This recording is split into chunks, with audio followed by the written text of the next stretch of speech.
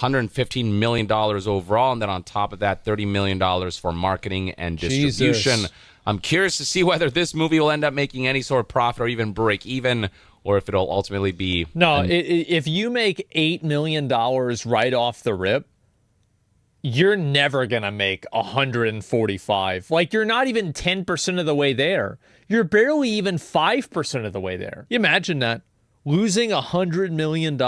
This movie came out, and, man, people sure don't fucking like it. Yeah, it's looking pretty bad. I think one of the coolest things about this era of film and television is that we're getting to a point where video game adaptations are starting to be made in high quality and are showing their viability and their effectiveness. I mean, we've seen the success of the Last of Us HBO show. We've seen Fallout absolutely nail it with their live-action adaptation.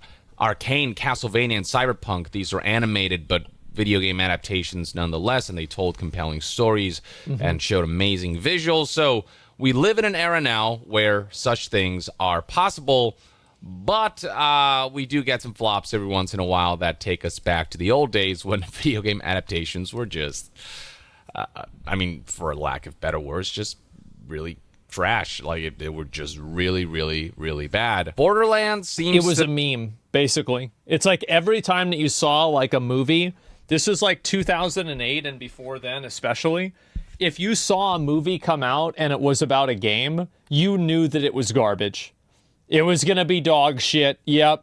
To capture more the old era of video game adaptations with the rather unsuccessful, if not catastrophic, launch that we have seen for it. Recall that back in 2021, we saw a first look of it. We saw kind of the profiles and the silhouettes of the cast that they had showcased back then. And already people were skeptical because while there were familiar elements, there were definitely elements that didn't quite match what people remember from the original game. And the thing is, this... Somebody asked me if I liked the Warcraft movie. I thought it sucked. It was just stupid. Like, why didn't you do Arthas? Yeah, that's the way I see it. Borderlands movie, it's an adaptation of the first game, and so with that comes certain expectations from the fans in terms of how the characters are supposed to look and feel, and, you know, the kind of presence and essence that they're supposed to evoke. And so already it was off to a rocky start. And then the trailer came out, and, you know, a lot of people were in wait-and-see mode, but, you know, people were divided about its potential quality. And now the movie is finally out, and ladies and gentlemen, this is about as disastrous as a movie launch can get. Let's talk about what happened first critically. On Rotten Tomatoes, when the initial reviews came out, the movie was literally at a 0% tomato meter. And this was there for a while before one positive review that was actually more of like a mixed review with one or two positive things to say about it brought that up to a 3%. And then now the final tally after 99 reviews is a 9%. 9%. Holy shit, that's bad. Yeah, I'm trying to think when they're... Yeah, that's impressive. I know. And tomato meter, Jesus. Which is still... I mean, that's not a high bar to set at all. And then the audience score, while not quite as low, you can see not only just how low the numbers are, which is indication of the box office numbers. Usually by this point, you want to see thousands of reviews to indicate that a lot of people have seen this movie. But the fact that there's only 250 reviews at this stage, it doesn't bode well. But then beyond that, a 49% audience score is also far from ideal. The movie is just, it's not good. A lot of the jokes don't land, and there's not a whole lot of substance to it, and it really doesn't feel like it does Borderlands justice. It doesn't appeal to the fans, and it doesn't appeal to the mass audiences. It's just the general vibe out there is that it's what's crazy to me is, like, I don't know why they keep going with the approach of let's make a show about a game and then make it to where we alienate the audience of the people that play the game. Who thought this was a good idea? Like, when did this start? And somebody was like, yeah, okay, let's go ahead. We're going to make this, and then we're going to make everybody fucking hate it. We're going to make it for all the people that don't like it. Like, why? It's so crazy. conceived Hollywood hubris? film, Yeah, I think and so. one of those adaptations that just shouldn't have happened. Its script just didn't work. Big miss with the casting. And it Yeah. it doesn't do enough to really justify its existence. Now, Take-Two CEO Strauss Zelnick got wind of the abysmal reviews that this was getting. I mean, IGN itself gave it a 3 out of 10, so what does that tell you? And the statement he put out there was, hey, guys, ignore the reviews. Please give this movie a chance. See it for yourself. There have been, cases... Let me go back. I'm going to read it. I'm going to read what he said. Give me a second. Let's get to it. Give the film a chance. A lot of people worked really hard on it. The underlying intellectual property is phenomenal. The cast is amazing. I think the look and feel is really terrific. So let's see what audiences have to say. But to answer your question, no, the performance of the film wouldn't have a financial impact on us or the franchise one way or another. A lot of people worked really hard on it. Yeah, well, that's something that only the people that worked really hard on it care about. Let's be honest. For yourself. There have been, cases and situations where, critics really didn't like a movie, but a lot of fans ended up liking it. So maybe there was some hope there, but generally from what I'm seeing, even fans and general audiences are like, this is just not a great film. But who knows, maybe one day it'll become a cult classic. But for now, it's bad. So Zelnick said, let's give the film a chance. A lot of people worked really hard on it. The underlying intellectual property is phenomenal. The cast Why would anybody care about any of that with a movie? Like, it's just amazing. I think the look and feel... This is the problem that a lot of these people have, right? They don't understand why people watch movies or play games. It's really terrific. So let's see what audiences have to say. You ever expected someone to say then they he answered a didn't work question hard on about it? whether Yeah, this is going to exactly. have a huge financial impact on the company. He said, but no, the performance of the film wouldn't have a financial impact on us or the franchise one way or another. Speaking to IGN right before the company's Q1 earnings call, basically trying to reassure investors that even if this movie flops, us, Take-Two as a company, will be okay. Further adding that the whole business of making films out of games is not really core to us, he said, and he added that he expects the publisher will probably maintain its approach to only doing so selectively in the foreseeable future. This is That doesn't necessarily fill me with a lot of confidence that the movie is good. The movie's not even really out at the time I think this article happened, and he's like, yeah, we're probably not going to do this again. Yeah, I mean, I don't know. It seems pretty bad.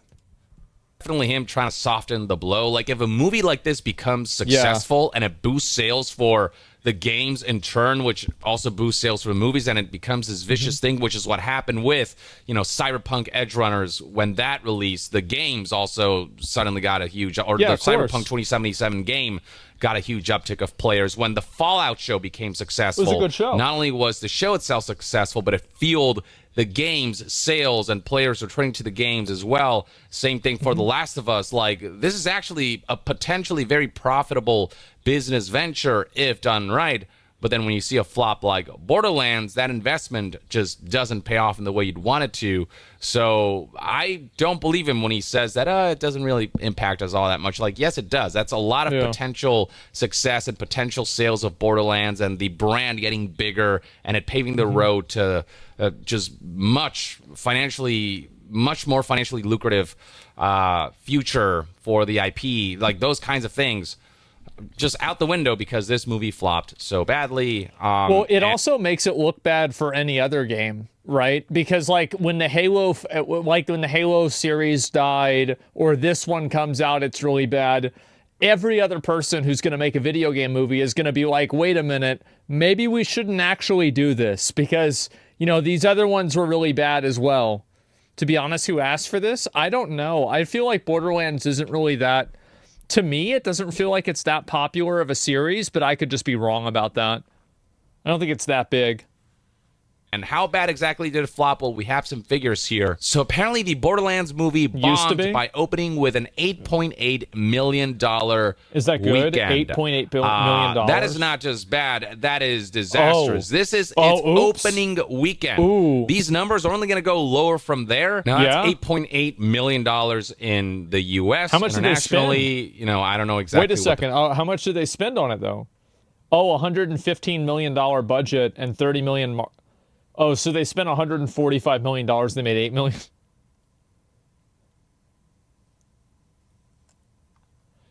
Well, yeah, it's not so good, huh? Exactly what the figures are, but reports say that 60% Ooh. of the movie's production costs were covered by international ticket pre-sale. So overall figures likely look a little better, but I'm curious as to whether this will cover the overall budget of the movie, which is $115 million overall, and then on top of that, $30 million for marketing and distribution. Jesus. I'm curious to see whether this movie will end up making any sort of profit or even break even, or if it'll ultimately be... No, if you make $8 million right off the rip, you're never going to make 145. Like, you're not even 10% of the way there. You're barely even 5% of the way there. So, no, it's over, bro. Like, this is a minus... I wouldn't be surprised if it was a minus 1 million or 100 million. You imagine that. Losing $100 million. Net loss for the companies involved and the investors involved. And, when something like this releases, it's not enough to just break even. You want this to kind of generate significant growth for an entire brand, for the games and the movie and everything surrounding this universe. But with the flop of this, this is just not going to move the needle all that much. And so long term, this is going to be a huge loss. Something else that worked against its favor is the fact that this movie was made to be a PG-13 movie, which is the last... there it is. The film tried ditching PG-13 rating and an original story to appeal to a more general audience. There it is. There's the problem right there. Yep. You tried to make the show for people that weren't interested in the show.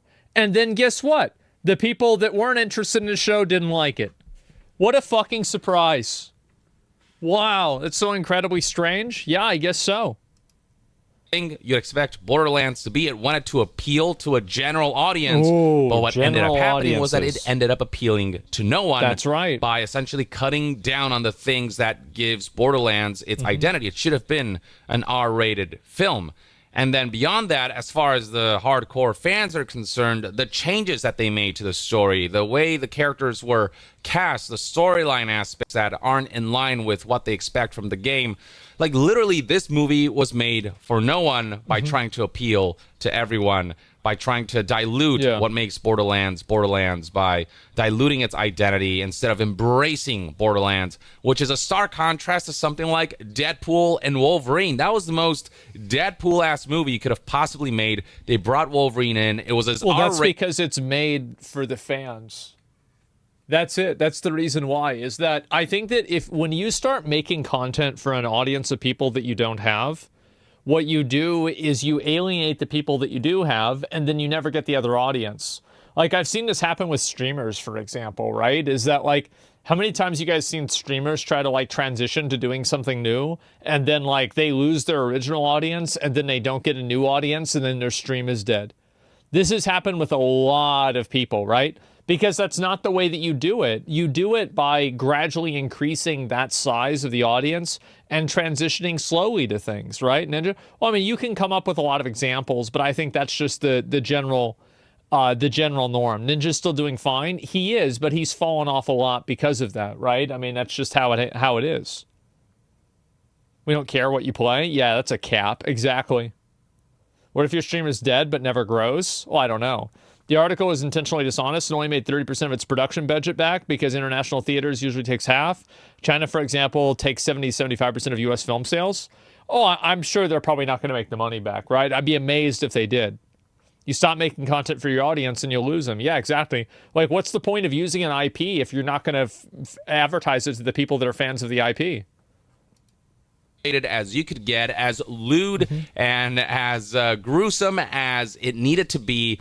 And it knew what it was, fan servicey as hell, jokey as hell, but it's precisely what that movie needed to be. It gave the fans what they wanted and just offered a phenomenal time. It's like the premise of, like, fan service being problematic. Like, fan service, what are you really saying? So you're saying that making content for the audience of people that likes the show is bad? Like, no, it's funny. That's the reason why people are there. It's not problematic at all. It's good. for what it was. The plot and whatnot is not necessarily what you're there for. It doesn't have the most amazing plot ever, but those moment-to-moment elements were so compelling and fun and giddiness-inducing, especially for fans who recognize all the Easter eggs and all the things that they showed off that served as a love letter to the comics and the 20th century Fox era of superheroes. That movie everyone talks positively about it as far as I know. But then you look at something like this, and it's like the complete opposite of that, where you try to take Borderlands and just make it into something it's not for the sake of trying to see if you can appeal to a broad audience. It's like, look. Anytime that I see somebody try to do that is like, let's make this available to a wide audience. Let's make it to where everybody can play it. Let's make it to where the game that has its dedicated audience, it doesn't appeal to them anymore, and it appeals to people that don't like the game. Oh, right. What a great idea. The audience will be there if you just give something a strong identity. And Borderlands already had a strong identity with the games having established that, and the fact that they didn't fully just lean into that. And it's also like, here's another factor. Like, my dad watched the One Piece live action. He loved it. He thought it was great.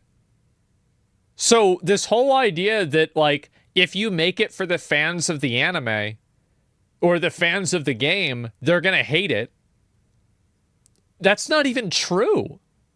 There's tons of shows that, like, are made off of a game or a movie or an anime, and they're great. Like, it's not like you have to make the decision of to whether, do you going to make it for a modern audience or a general audience, or are you going to make it for the fans? If you make a good show or a good movie, it's going to be for both. And then, just modern all the marketing errors that they made game. combined with the fact the movie ultimately just wasn't particularly of high quality, led to word of mouth spreading about that. Another example for me was The Watchmen. Somebody said it in chat. You're right. I never read the Watchmen comics. But man, that movie, that was good. That was really, really fucking good. And so, a movie was sick, right? And so that's what matters.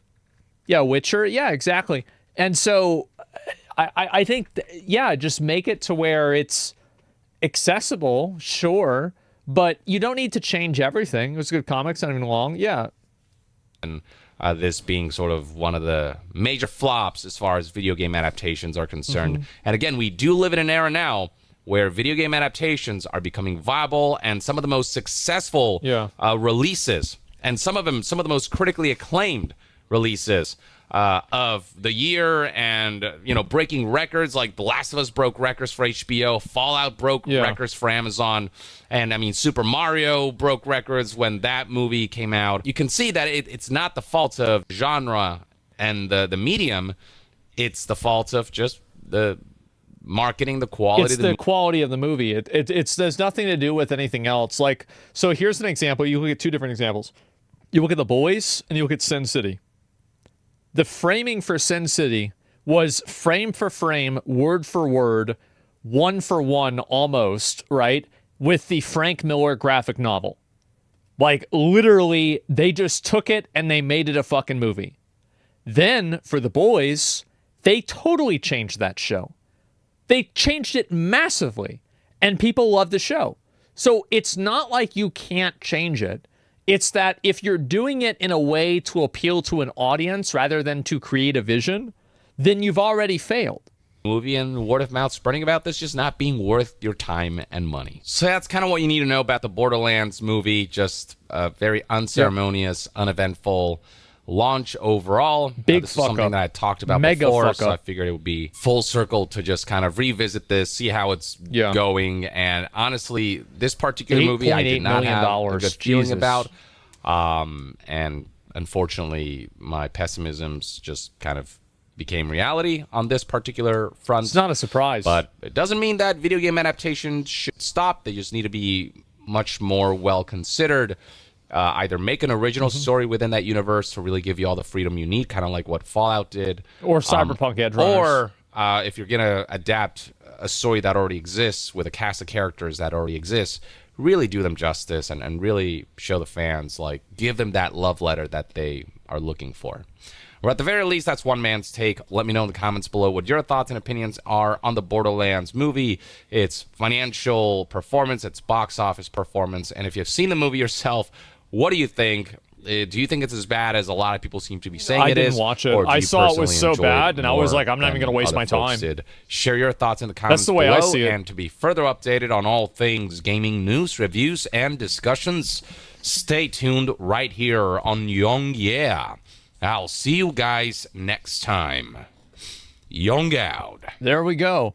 And he said the thing, absolutely. And so I think really it's about whether the people that are making the show have like an actual vision for the show or not. It was bland and forgettable, nothing funny in it. Yeah, I think that they tried to make a generic vanilla like show, and that was about it. Like, that's all they tried to do. There's the video right there. It was a good video. I didn't really look into this. Like, I wasn't really ever a big Borderlands fan, to be honest, so I never really saw that show, like, really appealing to me. But I don't really understand why people think that they're going to make a show and then make it, like, not appeal to the right, the people that play the game, right? Like, what the fuck is the point of that? I think that one of the better ways of doing it, this is kind of what I think is good, is when you make a show or a movie and it's, like, half and half.